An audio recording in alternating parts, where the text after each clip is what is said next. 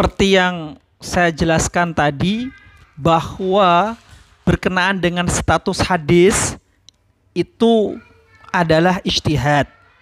Itu perspektif. Bisa sepakat, bisa tidak. Ya, Syekh Al-Albani itu menghasankan hadis ini, yaitu hadis dhahabaz zama'u wabtallatil uruqu wa thabatal ajru insyaallah. Telah hilang dahaga, terbasahi tenggorokan, dan telah ditetapkan pahala insyaallah. Syekh Al-Albani ya menghasankan hadis ini dalam kitabnya Irwaul Ghalil.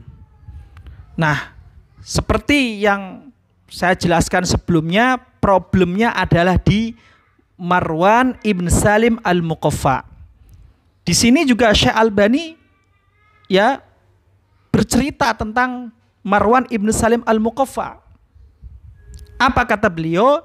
Inna Marwan ibn Salim al-Muqaffa qad rawa anhu ghairul Husain ibn Waqid Azrah ibn Sabit. Marwan bin Salim itu punya murid tidak hanya Husain bin Waqid. Ia punya murid yang lain namanya Azrah bin Sabit. Beliau melanjutkan, wa huwa wa illam yuwathiqhu ghairu Ibn Hibban fa awradahu fi thiqat. Ya, Syekh Al-Albani meyakini bahwa Marwan bin Salim Al-Muqaffa ini sikoh, yang mensikohkan cuman Ibnu Hibban, bukan yang lainnya. Hanya Ibnu Hibban saja yang mensikohkan. Fayuqawwihi tahsinud Daruqutni. Kemudian ya hal itu dikuatkan dengan statement hasan dari Ad-Daruqutni. Begitu juga kama ra'aitu fi tashih man sahahahu. Dan ini dikuatkan oleh orang yang mensahihkan hadis ini. Siapa maksudnya?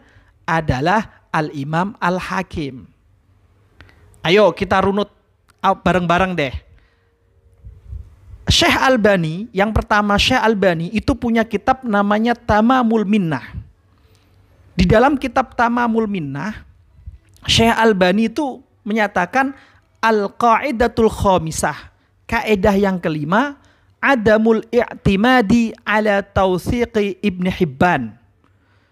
Kaidah kelima itu jangan sekali-kali berpegang kepada ya hukum pensikohannya Imam Ibnu Hibban. Jadi kalau Imam Ibnu Hibban bilang si A sikoh, itu ntar dulu nih.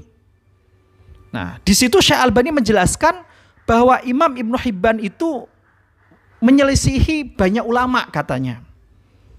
Maksudnya gimana? Maksudnya beliau menyatakan Imam Ibnu Hibban itu memberikan tausik, ya penstempelan sikoh kepada rawi yang majhul, tidak dikenal, tidak diketahui. Nah, itu sangat gampang sekali. Makanya menurut Syekh Albani, pensikohan atau penstempelan sikoh Ibnu Hibban kepada seseorang itu patut dikritisi. Nah, namun anehnya ya, dalam penjelasan berikutnya lebih panjang lagi, hal itu seperti diragukan juga teori ini oleh Syekh Al-Albani. Beliau mengatakan annaman wasaqahu Ibnu Hibban wa qad rawa anhu jam'un minas siqat wa lam ya'ti bima yunkaru alaih fahuwa sadukun yuhtajju bihi. Apa yang disikohkan Imam Ibnu Hibban, jadi Imam Ibnu Hibban mensikohkan si A misalnya, dan diriwayatkan darinya sejumlah rawi sikoh, ya, dan tidak ada pengingkaran di dalamnya, maka perawi yang disikohkan Ibnu Hibban itu hukumnya soduk, bisa jadikan hujah katanya. Artinya apa? Dari kaidah pertama tadi, kemudian dalam penjelasan selanjutnya itu ternyata Syekh Albani ya punya kaidah yang unik, punya metode teori yang unik. Jadi untuk penjelasan yang bawah ini, Syekh Albani menyatakan Ibnu Hibban itu rawinya itu atau seseorang yang disikohkan Ibnu Hibban itu dihukumi soduk.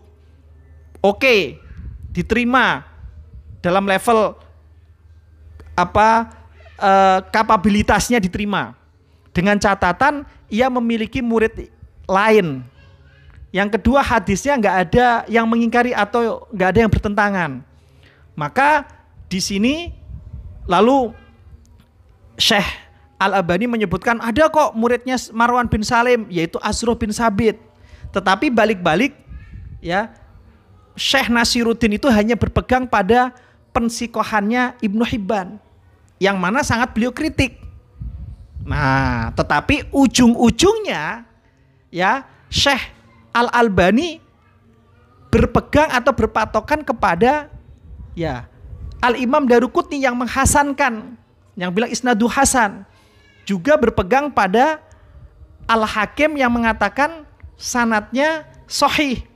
Padahal seperti yang saya jelaskan tadi bahwa Ad-Daruqutni ketika menghasankan itu juga harus dipahami, masih ada polemik dan diskusi sebagaimana yang dijelaskan oleh Syekh Thariq Iwadullah dalam kitab Al-Irsyadat fi Taqwiyati Ahadits Bisyahawahid wal Mutaba'at yang saya beri contoh tadi. Dan juga berkenaan dengan orang yang mensahihkan misalnya. Itu kan Ibnu Hajar Al-Asqalani, Al-Hafidh Ibnu Hajar Al-Asqalani dalam kitab Tahzibut Tahzib menyatakan bahwa za'amal hakimu fil mustadrak annal Bukhari ihtajja bihi fawahama wa la'allahu ishtabaha alaihi bimarwan al-asfar. Hakim itu menduga dalam kitab Mustadrak ini, Hakim menduga bahwa Al-Bukhari itu berargumen berhujjah dengan Marwan bin Salim al-Muqaffa. Ini keliru. Ya, bisa jadi si Imam Al-Hakim ini ya tersamarkan dengan Marwan al-Asfar. Jadi yang dipakai Bukhari dalam berhujjah itu Marwan al-Asfar, bukan Marwan bin Salim al-Muqaffa. Nah, itu penjelasannya.